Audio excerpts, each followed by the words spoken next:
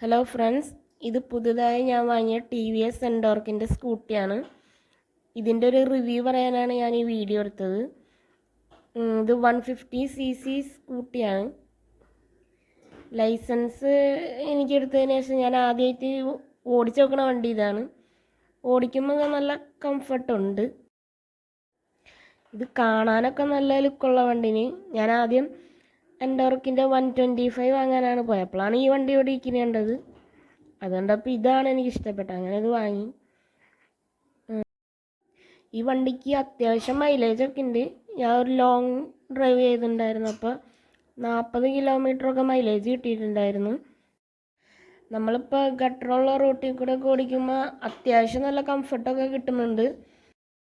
150cc വണ്ടി ആയതുകൊണ്ട് നല്ല പവറുള്ള വണ്ടിയാണ്.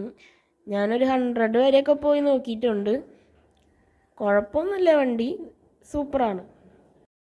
ഇനി ഇതിൻ്റെ ഫീച്ചറുകളൊക്കെ ഞാൻ പറഞ്ഞുതരാം. ഇത് TFT ഡിസ്പ്ലേ വരുന്ന ടോപ്പ് മോഡൽ വേരിയൻ്റ് ആണ്. ഇതിന് താഴെ വേറൊരു വേരിയൻ്റ് കൂടി ഉണ്ട്, അതിൽ ഈ ഡിസ്പ്ലേ അല്ല വരുന്നത്. ഈ ഡിസ്പ്ലേയിൽ അത്യാവശ്യം ഫീച്ചർ ഉണ്ട്. TVS കണക്ട് എന്നുള്ള ആപ്പ് ഉപയോഗിച്ചിട്ട് നമുക്കിത് കൺട്രോൾ ചെയ്യാൻ പറ്റും. ഇതിൻ്റെ സ്വിച്ചൊക്കെ ഈ സൈഡ് ഹാൻഡിലാണ് വരുന്നത്. ഇതിൽ 2 മോഡുണ്ട്, സ്ട്രീറ്റ് മോഡും റേസ് മോഡും. സ്ട്രീറ്റ് മോഡിൽ ഇട്ടിട്ടുണ്ടെങ്കിൽ എക്കോ മോഡാണ്, അത്യാവശ്യം മൈലേജും കിട്ടും. ഇതിൽ Google map, music control, traction control on of ചെയ്യാനുള്ള ബട്ടണൊക്കെ ഇതിൽ തന്നെ വരുന്നുണ്ട്. ഡേ ടൈമിൽ ഈ ഡിസ്പ്ലേക്ക് നല്ല ബ്രൈറ്റ്നസ് ആണ്. ഡാർക്ക് മോഡും ലൈറ്റ് മോഡും ഉണ്ട്. അത് ഓട്ടോമാറ്റിക്കായിട്ട് വർക്കാവുകയും ചെയ്യും, അല്ലാണ്ടും ആവും.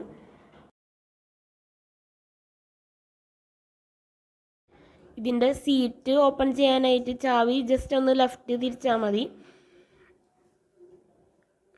ഇതിൽ ഒരു ഹെൽമെറ്റും പിന്നെ അത്യാവശ്യം സാധനങ്ങളും വയ്ക്കാനൊക്കെ ഉള്ള സ്പേസ് ഉണ്ട്. ഈ കാണുന്നത് മൊബൈൽ ചാർജ് ചെയ്യാനുള്ള പോർട്ടാണ്.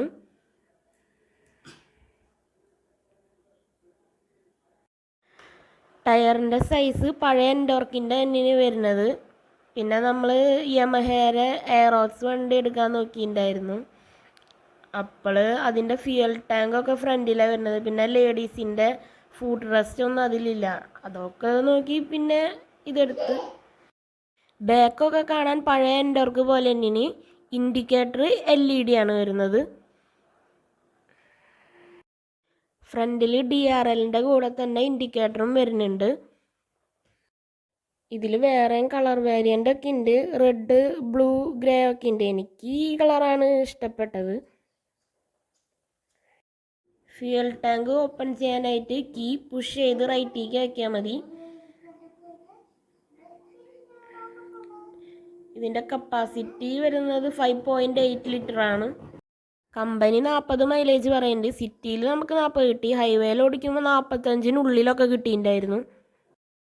2 ബ്രേക്ക് ലിവറും നമുക്ക് നമ്മുടെ വിരലിൻ്റെ ലെങ്ത് അനുസരിച്ച് അഡ്ജസ്റ്റ് ചെയ്യാനായിട്ട് പറ്റും. ഇത് വേറെ വണ്ടികളിലൊന്നും അങ്ങനെ കണ്ടിട്ടില്ല. ഇതൊരു അത്യാവശ്യം നല്ല ഫീച്ചറായിട്ടാണ് എനിക്ക് തോന്നിയത്.